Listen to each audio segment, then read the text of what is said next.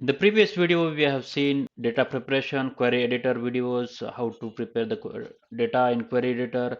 Then we have seen data modeling in relationship view as well. We have seen how to join different tables and use the relationships to build a data model.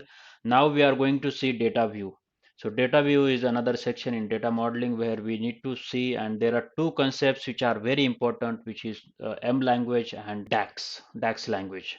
So in this video, we will see about the introduction of about this and what is the difference between them theoretically. M language versus DAX. What is DAX and what is M language? Let's try to understand it.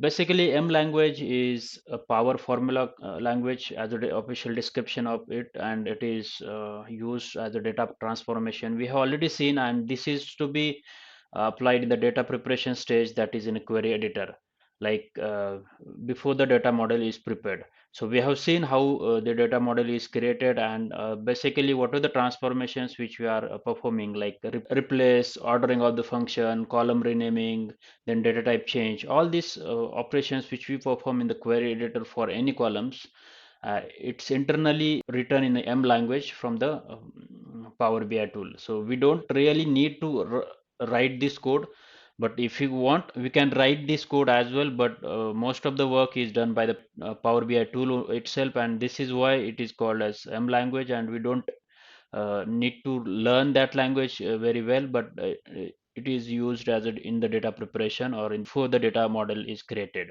Then DAX. What is DAX? DAX is nothing but a data analysis expression language, and this is used to create analytical data calculations. And this can be compatible to the Excel functions. If you are very good at the Excel functions, then this DAX is similar to that, and it will be helpful for you to create this DAX functions as well.